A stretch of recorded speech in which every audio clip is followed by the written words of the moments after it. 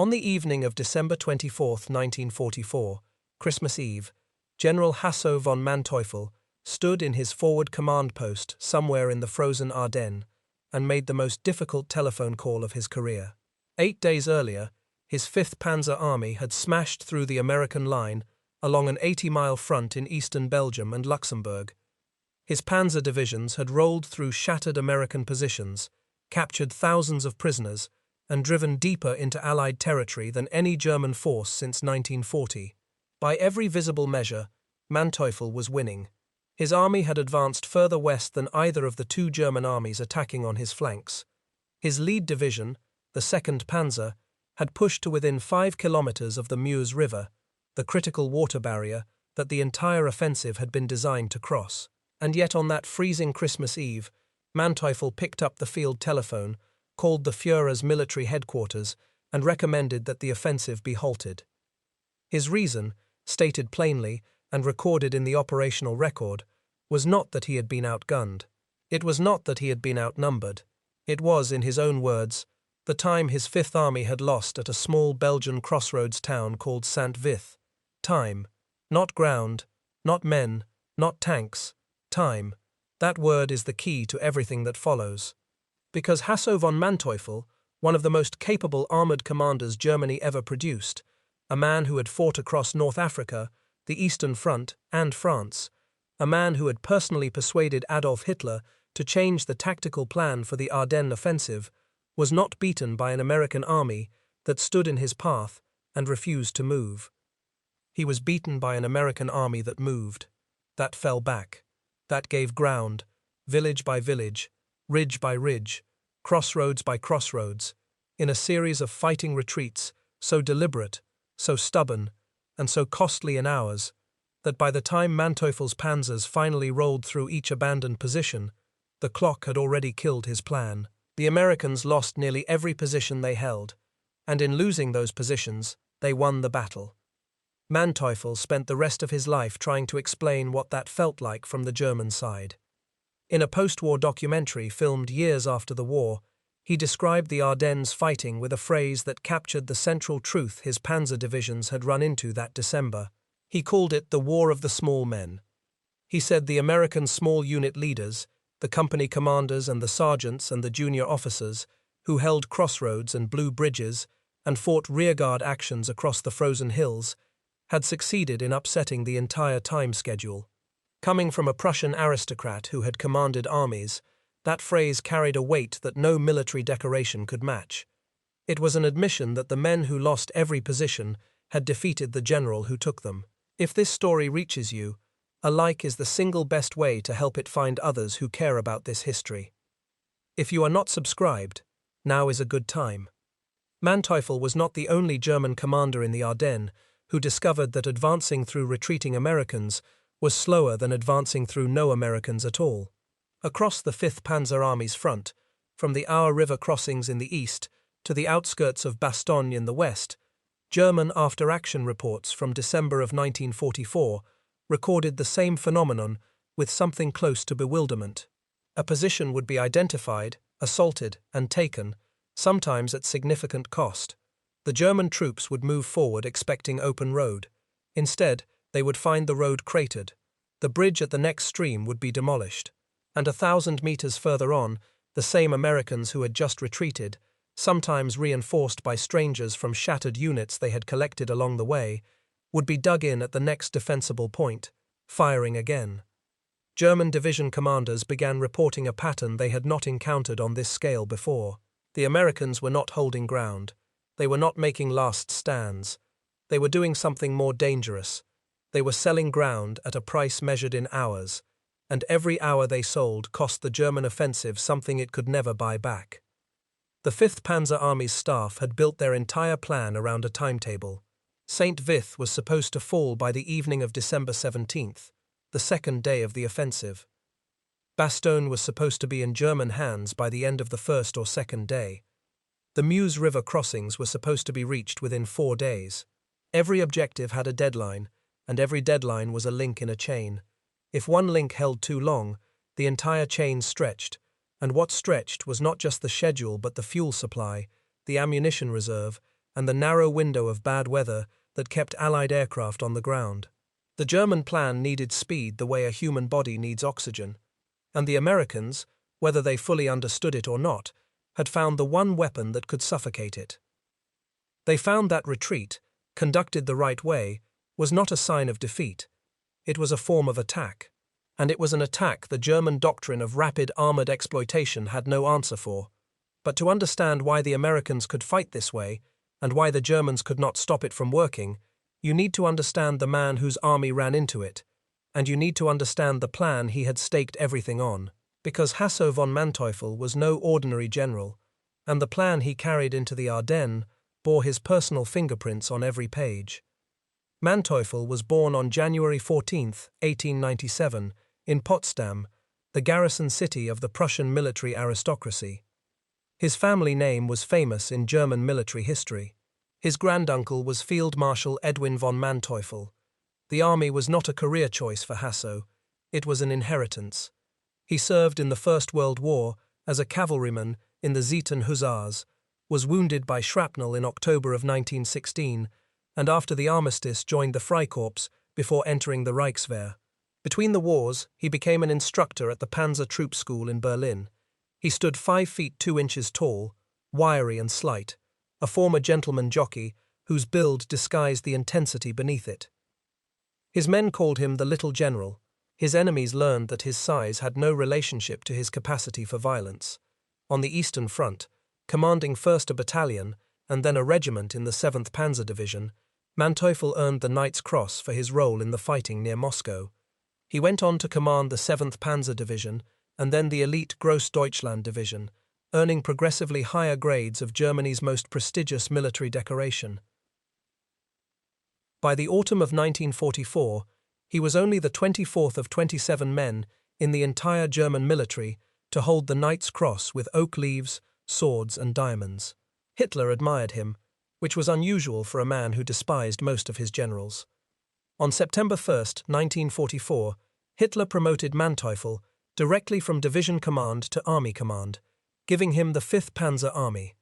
It was an extraordinary leap, bypassing the normal progression through corps command. Hitler made it because he believed Manteuffel was the kind of general who would attack.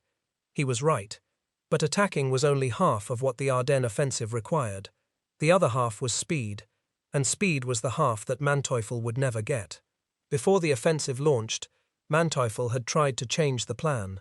He and Field Marshal Walter Model, the commander of Army Group B, both believed that Hitler's grand objective, driving all the way to the port of Antwerp to split the Allied armies in two, was beyond what the German forces could achieve.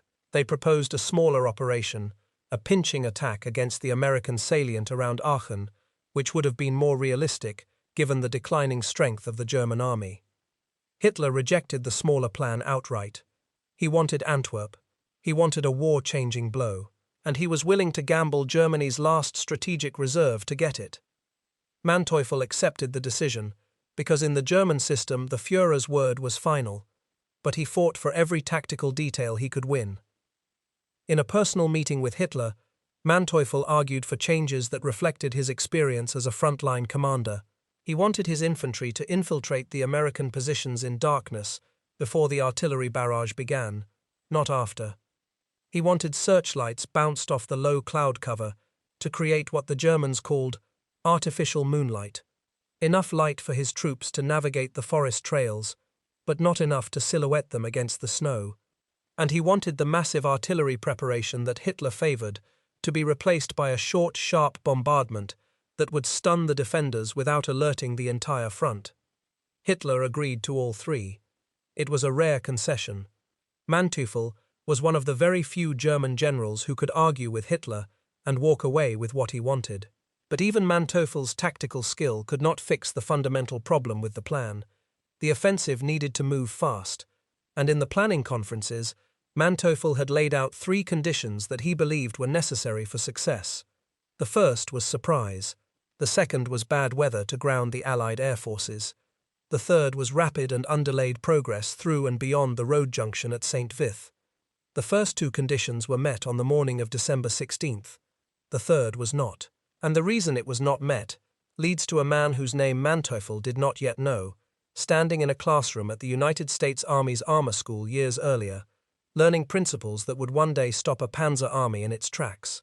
Remember his name, Brigadier General Bruce C. Clarke. He will return. Before Clarke enters the story, you need to understand what the Americans were doing that the Germans could not stop, and why they could do it. Because the fighting retreat that wrecked Manteuffel's timetable was not an accident. It was not a route that happened to slow the enemy down. It was a specific, trainable, repeatable form of warfare that the United States Army had built into its doctrine before the first American soldier ever set foot in the Ardennes. The concept had a name. The Army called it delay. In its field manuals, the American Army described delay as a defensive operation in which a force trades space for time. The word trades is important. A trade implies a transaction. Something is given and something is received. What the delaying force gives is ground. What it receives is hours. And those hours, accumulated across dozens of positions, hundreds of crossroads, and thousands of small decisions made by sergeants and lieutenants in the freezing dark, add up to something no panzer division can fight. They add up to a schedule that no longer works. The American Army trained for this at every level. A rifle company learned how to occupy a position, engage the enemy long enough to force him to deploy from march column into assault formation, and then withdraw to the next position before the assault could close. An engineer platoon learned how to blow a bridge at the last possible second, after the last friendly vehicle had crossed and the first enemy vehicle was in sight. An artillery battery learned how to register fire on a road junction, deliver a concentration that stopped movement for 10 or 15 minutes, and then shift to the next junction as the enemy worked around the debris. None of these actions, taken alone, would stop an armored division. But taken together, repeated across a front of 20 or 30 miles, executed by hundreds of small units acting on their own initiative because the chain of command above them had been shattered, they created a cumulative friction that was devastating to any plan built on speed. The German army understood delay in theory, but German doctrine treated delay as a temporary necessity, a brief pause before the counterattack restored the line. The idea of deliberately giving ground, of planning to lose position after position as part of a coherent strategy, ran against every instinct the Wehrmacht had drilled into its officers. German training emphasized holding ground. A German officer who gave up a position without orders risked court-martial. The concept of Auftragstaktik, mission-type tactics, gave German officers freedom in how they achieved an objective, but the objective itself was almost always to hold or to take. Not to retreat, not to trade, not to lose on purpose. And so when the Fifth Panzer Army's divisions rolled forward into the Ardennes on December 16th and began encountering Americans who fought hard, fell back, fought again, fell back again, and kept falling back in a pattern that never quite became a rout and never quite became a stand, the German commanders had no template for what they were seeing. They were watching an army that had been trained to lose ground in a way that made losing ground a weapon. And the first Americans to use that weapon against Manteuffel were the men of the 28th Infantry Division, the Bloody Bucket. Major General Norman Coter's 28th Infantry Division was, on December 16, 1944, one of the most battered divisions in the American Army. It had been nearly destroyed in the Hurtgen Forest in November and had been sent to the Ardennes to rest and absorb replacements. Its 3 infantry regiments were spread across a front of roughly 25 miles along the Meuse River and the ridgeline the Americans called Skyline Drive. On a quiet front, 25 miles was manageable. On December 16th, it was a death sentence. The German 47th Panzer Corps, commanded by General Heinrich von Leutwitz, struck the 28th Division with 27,000 men and over 200 armored vehicles. The corps included the 2nd Panzer Division, the 26th Volksgrenadier Division, and the Panzer Lehr Division, 3 of the most capable formations in the German army. Their objective was to cross the Meuse River, break through the 28th Division, seize the road junction at Bastogne, and race for the Meuse. Leutwitz expected to reach the Meuse in 6 days. He would never reach it at all. Standing directly in the path of the 47th Panzer Corps was Colonel Hurley Fuller's 110th Infantry Regiment. Fuller had roughly 5,000 men defending a string of village strongpoints along Skyline Drive, including the towns of Marnach, Hosingen, and Clairvaux. Against him came the full weight of the 2nd Panzer Division, pushing for the bridges at Dasburg and the road to Bastogne beyond. What Fuller's regiment did over the next 3 days is one of the great delaying actions in American military history. The village strongpoints did not hold permanently. They were never meant to. Marnach was overrun on the 16th and 17th, Hosingen held until the 18th.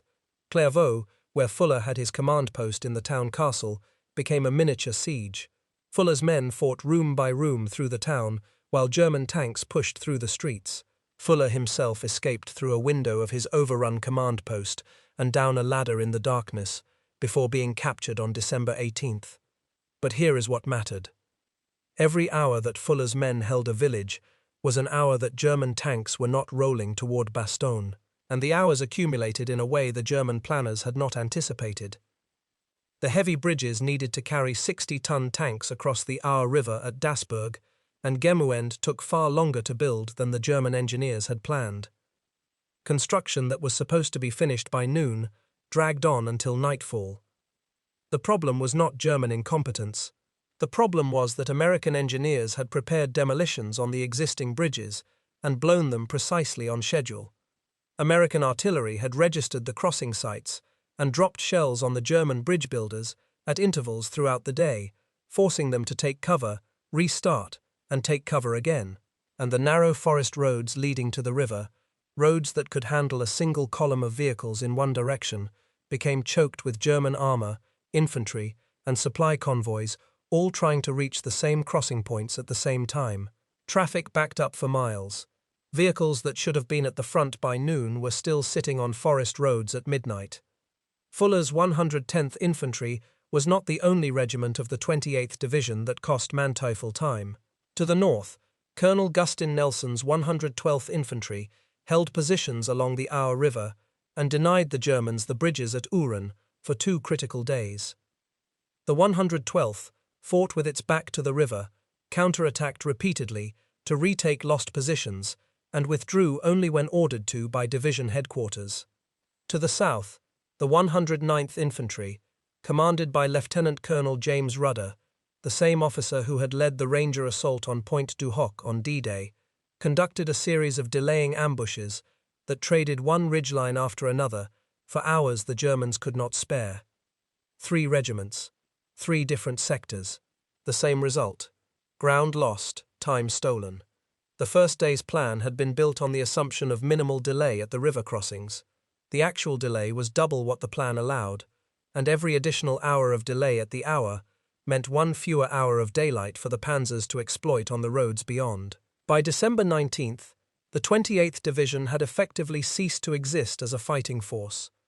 Of the 110th Infantry's roughly 5,000 men, only 532 were still fit for duty. Colonel Fuller was a prisoner. The division's line was gone. But General Leutwitz was 3 days behind schedule, and those 3 days changed everything. Because the road to Bastogne, which Leutwitz's panzers were supposed to have cleared by the end of the 2nd day, was now being blocked by something that had not been there 72 hours earlier. The 101st Airborne Division, rushed forward from its rest camp in France, had reached Bastogne on the night of December 18th. The race was lost, and the men who lost it for the Germans were not only the infantrymen of the Bloody Bucket, they included another set of small units whose delaying actions in front of Bastogne have been largely forgotten in the shadow of the siege that followed. On December 18th, as the 101st Airborne was racing toward Bastogne in open trucks, Colonel William Roberts of Combat Command B, 10th Armored Division, arrived in Bastogne ahead of them. Roberts had 3 small task forces, each built around a company of tanks and a company of armored infantry. He sent them east on 3 separate roads to delay the German advance long enough for the paratroopers to arrive and dig in. Team Desabry, commanded by Major William Desabry, was sent to the village of Noville, 5 miles northeast of Bastogne. Team Cherry, under Lieutenant Colonel Henry Cherry, went to Longvilly on the eastern road. Team O'Hara, under Lieutenant Colonel James O'Hara, covered the southeastern approach at Warden. None of these teams was large enough to stop a panzer division. That was not their job. Their job was to slow one down. And they did. At Neuville, Team Désaubry ran head-on into the 2nd Panzer Division on the morning of December 19th. In the fog and confusion of a meeting engagement, Désaubry's tanks and infantry fought the German advance to a standstill for an entire day, knocking out numerous German tanks and forcing the 2nd Panzer to deploy its full strength against what amounted to a company-sized roadblock. Désaubry himself was severely wounded later that day when an artillery shell struck his command post during a conference with officers of the 506th Parachute Infantry, the same blast that killed Lieutenant Colonel James Laprade. His team held Neuville until the afternoon of December 20th, when the survivors, now reinforced by a battalion of the 506th Parachute Infantry, withdrew into the Bastogne perimeter. Team Cherry at Longvilly was overwhelmed and largely destroyed, but its resistance added hours. Team O'Hara at Warden held its position and fell back into the perimeter. Further south, roadblocks set by Combat Command Reserve of the 9th Armoured Division, Task Force Rose at Lolange, and Task Force Harper at Airborne absorbed the shock of the German advance and were destroyed. But destroyed is not the same as useless. Every roadblock that the Germans had to stop for, deploy against, and eliminate was a roadblock that consumed minutes and hours that the German timetable did not contain. By December 22nd, Bastogne was surrounded. General Leutwitz sent a surrender ultimatum to the acting commander of the 101st Airborne, Brigadier General Anthony McAuliffe. McAuliffe's reply became the most famous single word in the history of the Battle of the Bulge. He said, "Nuts. Bastogne would never fall. And it would never fall because the small units that fought and died in front of it, the teams and the task forces and the roadblocks, had bought the hours that made its defense possible." General Troy Middleton, the corps commander responsible for the Ardennes sector, said after the war that the 110th Infantry of the 28th Division did a splendid job. It put up very stiff resistance for 3 days. Had this regiment not put up the fight it did, the Germans would have been in Bastogne long before the 101st Airborne reached that town. That sentence, spoken by a man who had watched the 28th Division dissolve, is the clearest summary of what Manteuffel's army ran into. An American regiment that was destroyed, and won anyway. But Skyline Drive was only the southern arm of Manteuffel's advance. 40 miles to the north, the road through Saint Vith was supposed to deliver the knockout blow. And it was there, at that small crossroads town in the Belgian hills, that the fighting retreat reached its purest and most devastating form. This is where Brigadier General Bruce Clarke enters the story, and this is where the German timetable died. Clarke was 43 years old in December of 1944. He commanded Combat Command B of the 7th Armoured Division, an armoured task force roughly the size of a reinforced regiment. He was not a cavalryman by training, he was an engineer. He had graduated from West Point in 1925 with a commission into the Corps of Engineers and spent the next 15 years building bridges, surveying terrain, and thinking in terms of structures and how systems fail under stress. He had transferred to mechanized forces only in 1940, joining Brigadier General Adna Chaffee's Armoured Brigade.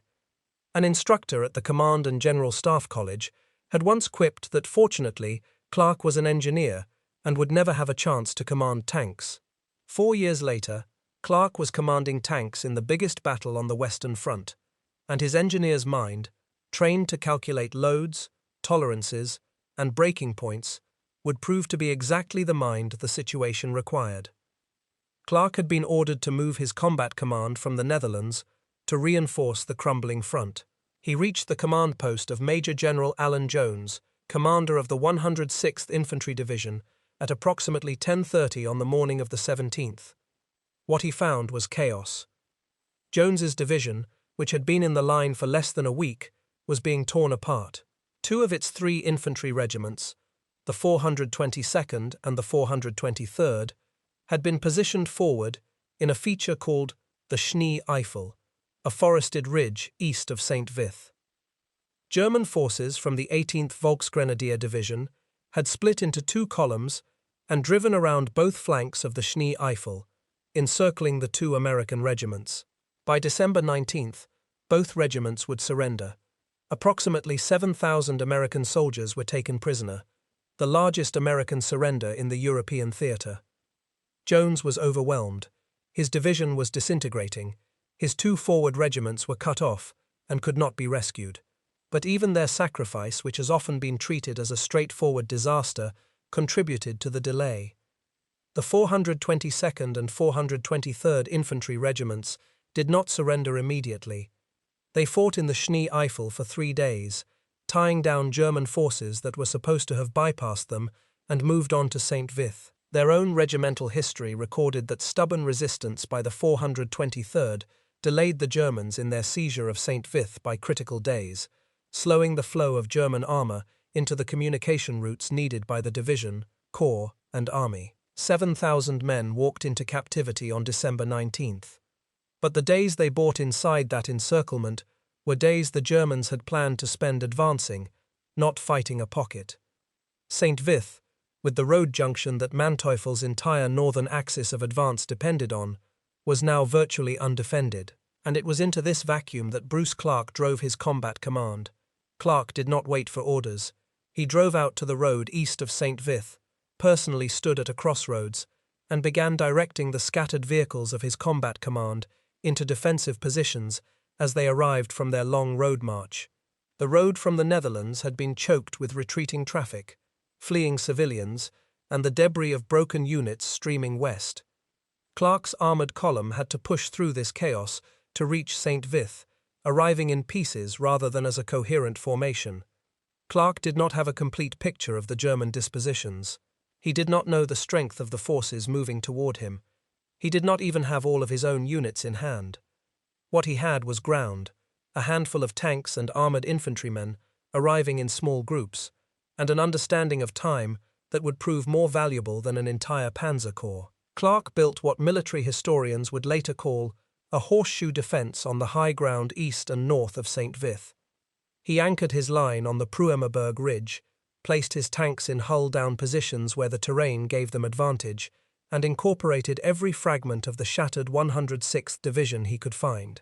Lieutenant Colonel Thomas Riggs, the young commander of the 81st Engineer Combat Battalion, organized the initial defensive line on the Pruemmerberg with his engineers and the 168th Engineer Combat Battalion.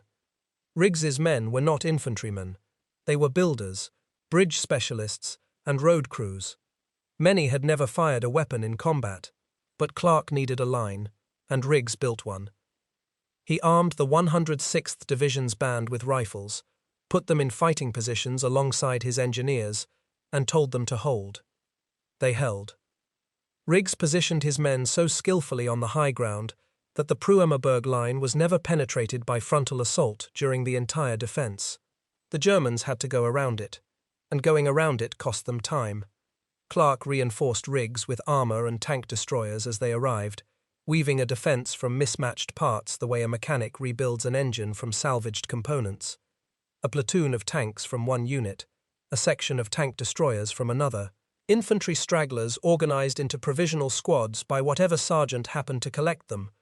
The defense had no organizational chart that matched any table of organization the army had ever published. It worked because every man in it understood the principle, and the principle was simple: do not let them through without paying for it. And when they pay enough, fall back to the next ridge and make them pay again. And here is where Clarke did something that Manteuffel, watching from his command post, could not comprehend. Clarke did not try to hold Saint Vith permanently. He never intended to.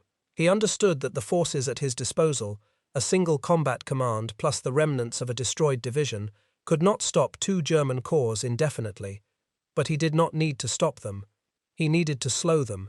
He needed to make every attempt to take Saint Vith cost the Germans a day instead of an hour, and he needed to be able to pull his forces back when the position became untenable, reform on the next ridge, and do it again.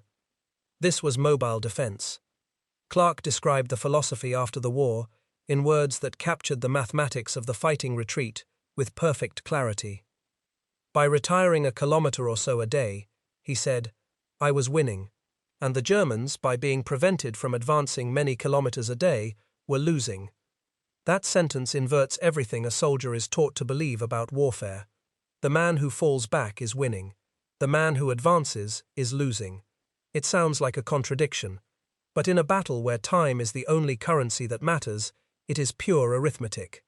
Clarke's defense of Saint Vith lasted from December 17th to December 21st, when the Germans finally broke through the defensive perimeter under the combined pressure of the 18th and 62nd Volksgrenadier Divisions and the Führer-Begleit Brigade.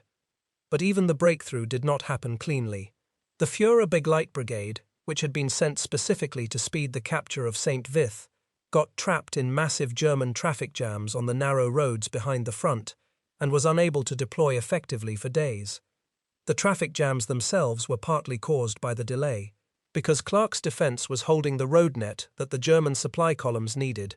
Those columns backed up on the routes behind the front, creating gridlock that spread backward through the German rear like a disease. Saint Vith fell on the night of December 21st. It was supposed to fall on December 17th.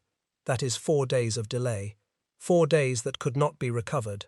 4 days during which American reserves, including the 82nd Airborne Division, moved into blocking positions on the northern shoulder of the German penetration. 4 days during which Bastogne's defenders dug deeper and American artillery was positioned to cover every approach.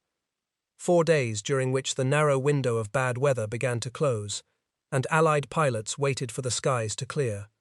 Clarke was not finished.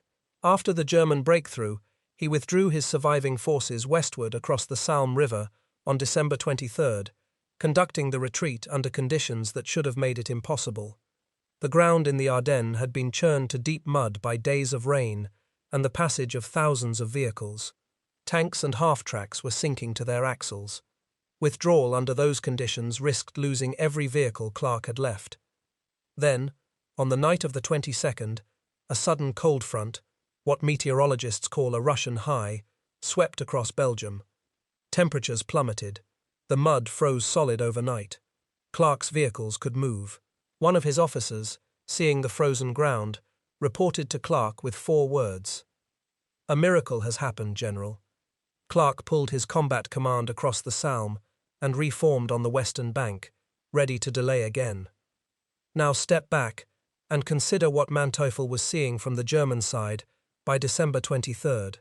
His 66th Corps, which was supposed to take Saint Vith on day 2 and open the road net for the entire northern wing of the advance, had been fighting for a week to take a town defended by fragments of broken units organized by a single American brigadier general.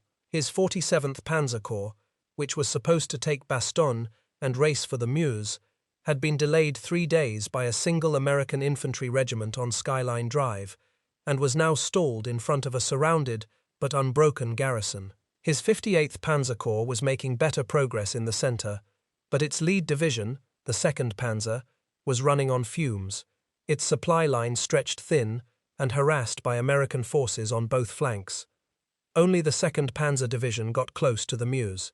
By December 24th, the division's forward elements had reached the village of Foy-Notre-Dame, near the town of Celles, barely 5 kilometers from the river. 5 kilometers.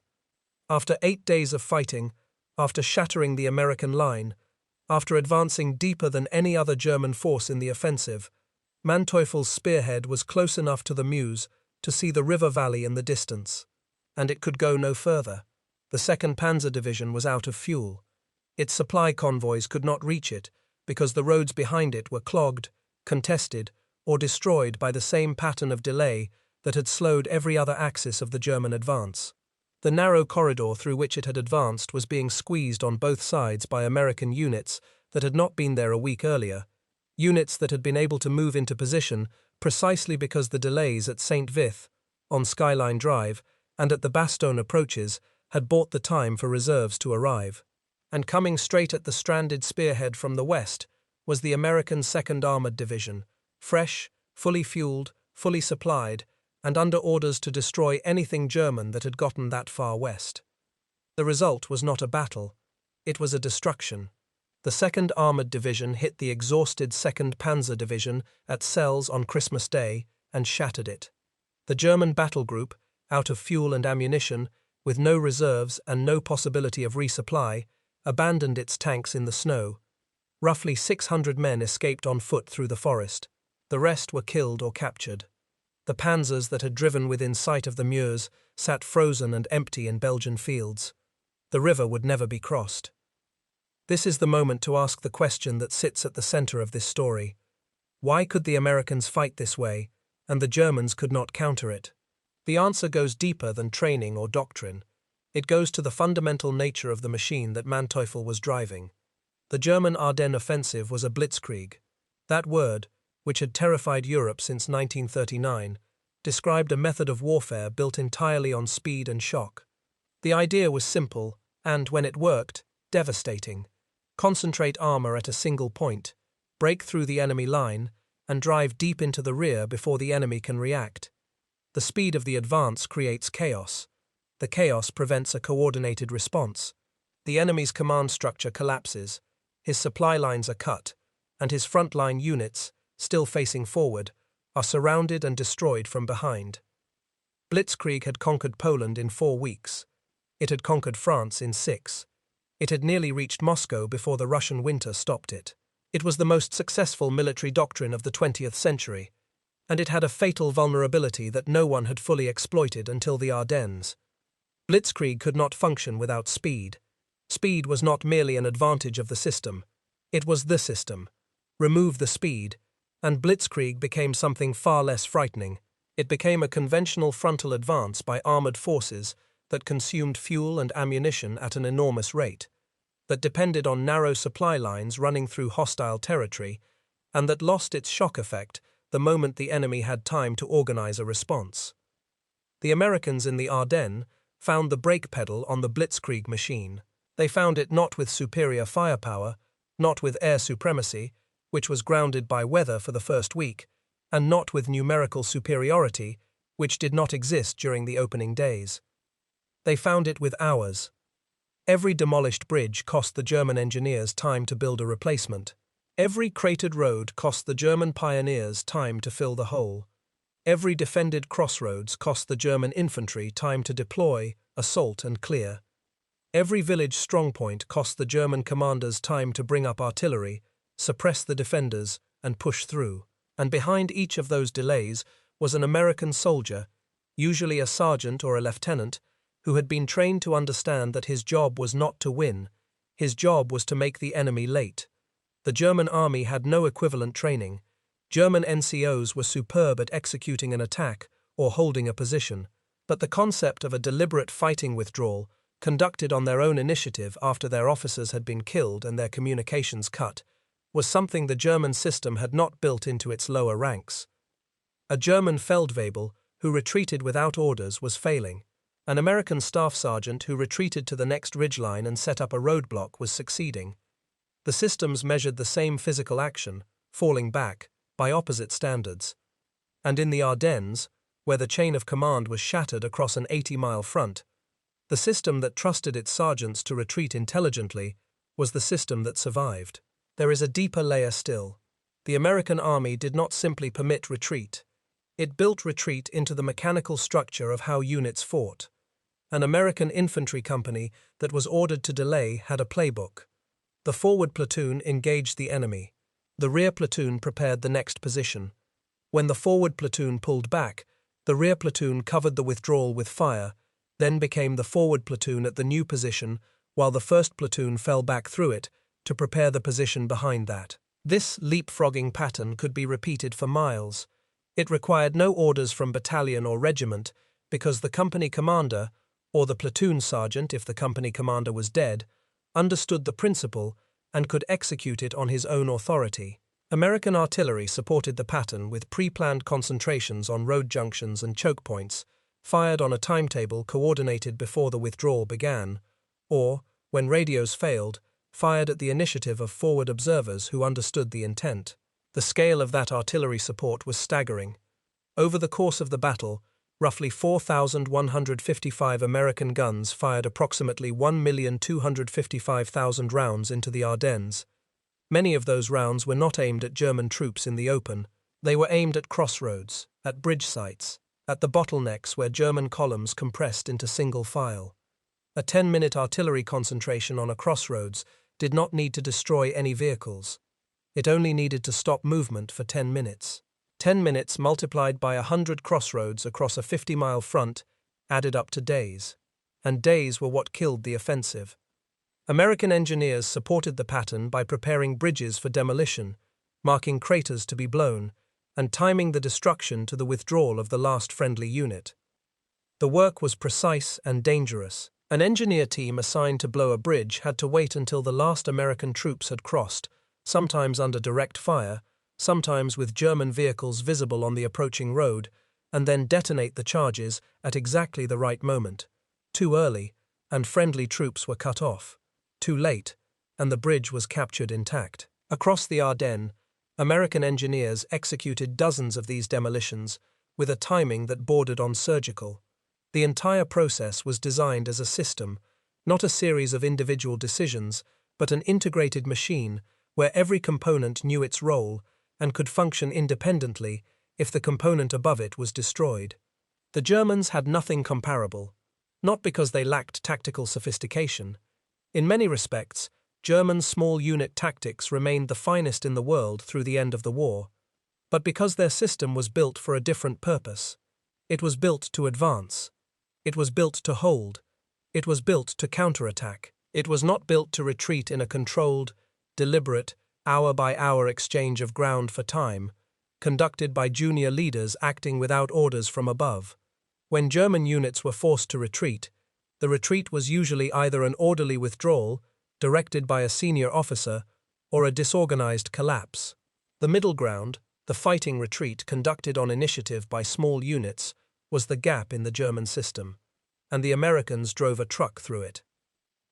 Now consider what Manteuffel told Bruce Clarke when the two men met face to face 20 years after the battle. In 1964, Clarke returned to Saint Vith for a reunion commemorating the defense. Manteuffel was there. The former enemies stood together on the ground where the battle had been fought, and Manteuffel told Clarke something that revealed the full depth of what the American defense had accomplished.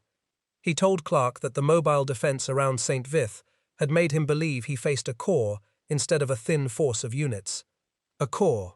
Clarke had never commanded anything larger than a combat command, a force roughly the size of a reinforced regiment. His actual combat strength around Saint Vith, even including the remnants of the 106th Division and the engineer battalions, was a fraction of what a corps would have fielded. But his defense had been so active, so unpredictable, so willing to give ground and then strike back from an unexpected direction, that Manteuffel, a general who had spent his career reading battlefields, believed he was fighting 10 times the force that actually stood in front of him. That illusion was not created by deception. It was not created by radio tricks or dummy tanks. It was created by the nature of the mobile defense itself.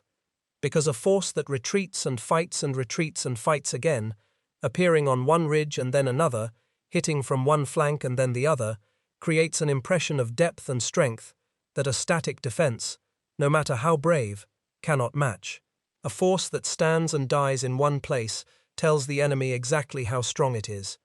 A force that moves tells the enemy nothing except that it is still there, still fighting, and still capable of appearing where it is not expected. Clarke's defense multiplied his strength through movement, and the movement was only possible because the men executing it, the tank crews and the engineers and the infantry replacements who had been in the Ardennes for less than a week, understood that giving ground was not losing. It was the mission.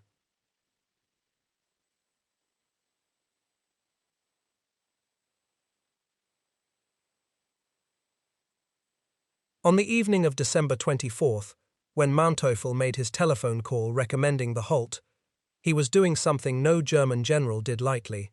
He was admitting that speed, the foundation of the entire offensive, had been lost beyond recovery. The element of surprise was gone.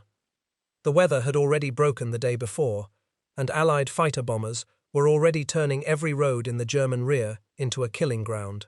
And the reserves that the Americans had rushed forward, the airborne divisions, the armored divisions, the artillery battalions, were now in position along the shoulders and the nose of the German penetration, transforming a fluid breakthrough into a pocket. Hitler refused Manteuffel's recommendation. He ordered the offensive to continue. It continued for another 3 weeks, grinding forward in places, being pushed back in others, accomplishing nothing except the expenditure of Germany's last strategic reserve. The weather broke on December 23rd. For the first time in a week, the skies over the Ardennes cleared to a hard winter blue. Within hours, Allied fighter bombers were in the air. American P-47 Thunderbolts found the German supply columns backed up on the narrow forest roads, the same roads that had been jammed since the first day by the delays at the Meuse River crossings, and turned them into burning wreckage. Fuel and ammunition that Manteuffel's panzer divisions desperately needed went up in smoke on roads they could never reach.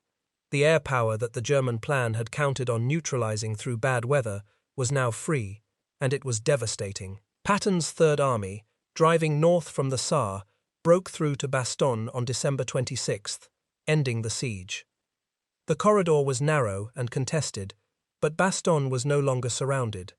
The 101st Airborne and its attached units had held for 8 days. They had held because the delaying actions in front of them, the teams and task forces and village strongpoints, had given them the hours they needed to dig in and prepare. Without those hours, the paratroopers would have arrived to find German tanks already in the streets. By mid-January of 1945, the Bulge was being systematically reduced from both flanks. When the salient was finally erased in late January, the German army had lost roughly 100,000 men, 800 tanks, and 1,000 aircraft. Those losses could never be replaced. The Western Front, which had been stable since autumn, was now open. The Rhine crossings that had seemed months away were suddenly within reach, all of it traced back to time. The hours lost at Skyline Drive, the days lost at Saint Vith, the hours lost at every blown bridge and cratered road, and defended crossroads between the Meuse River and the Meuse, the hours that 5,000 men of the 110th Infantry bought with their destruction, the days that Bruce Clarke's scratch force bought with their horseshoe defense and their willingness to trade ground for time. Manteuffel needed 4 days to reach the Meuse. He never got them. Not because the Americans had more tanks, not because they had more soldiers, but because every mile of his advance was contested by men who had been trained to make retreat a weapon, and who used that weapon with a proficiency that the finest panzer army in the world could not overcome. Hasso von Manteuffel, in the final months, he commanded the Third Panzer Army on the Oder front, facing the Soviet advance on Berlin.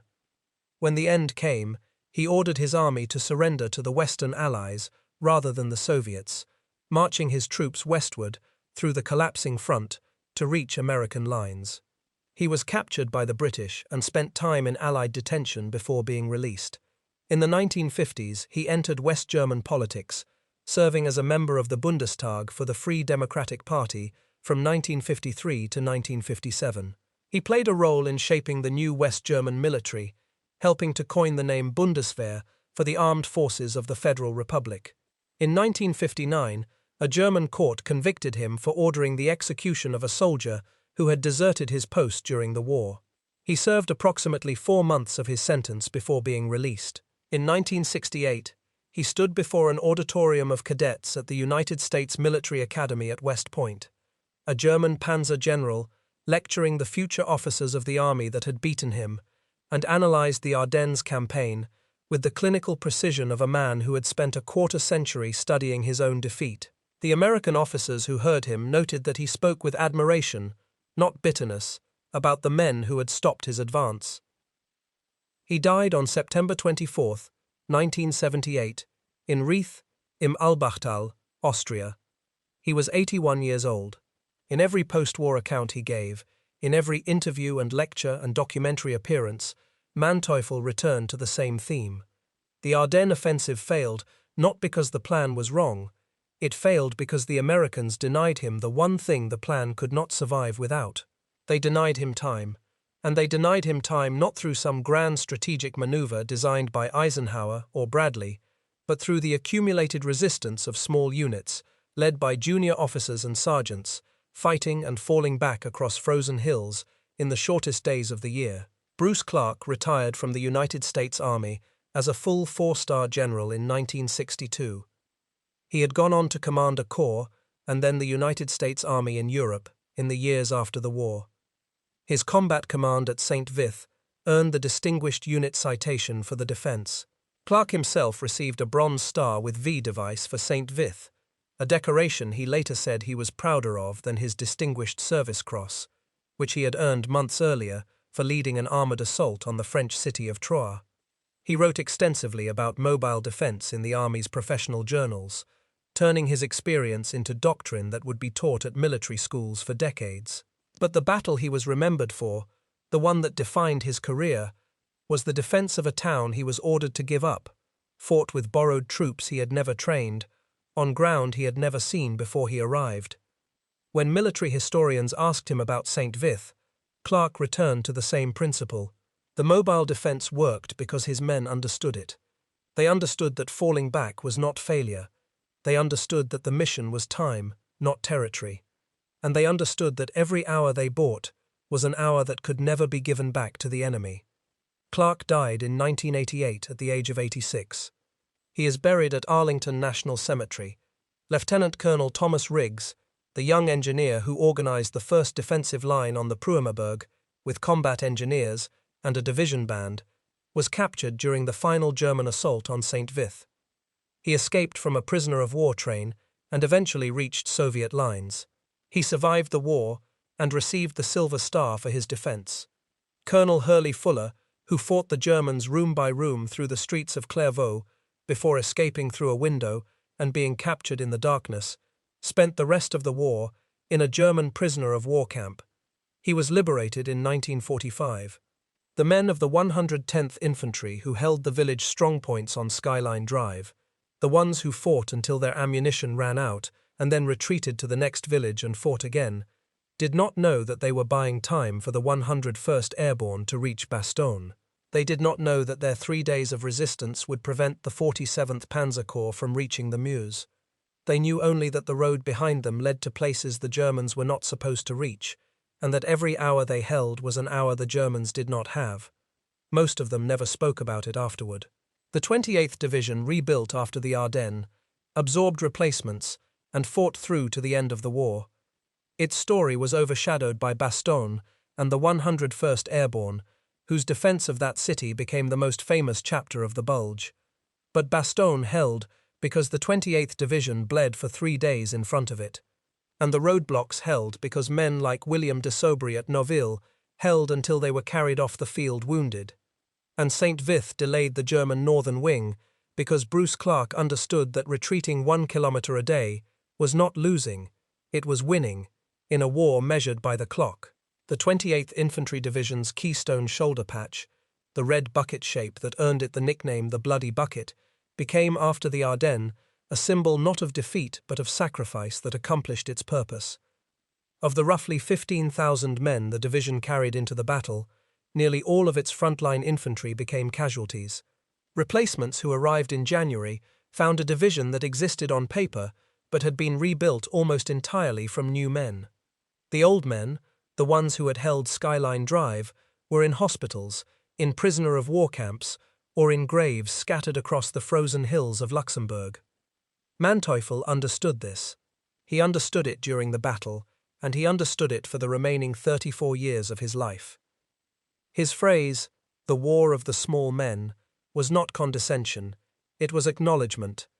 It was a Prussian aristocrat, a man whose family had produced generals for 2 centuries, admitting that his Panzer Army had been beaten by sergeants, by junior officers leading rearguard actions at frozen crossroads, by engineers blowing bridges minutes before German tanks reached them, by artillery forward observers calling fire on road junctions they could no longer see, by men whose names never appeared in any history book, whose actions were recorded only in the laconic language of after-action reports, and whose contribution to the Allied victory can be measured in the simplest and most damning of units: hours.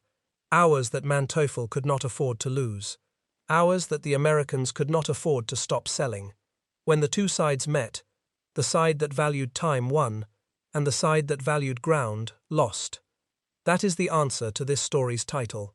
American retreats beat Manteuffel before the Meuse, because retreat, conducted by trained men who understood its purpose, was not the opposite of fighting.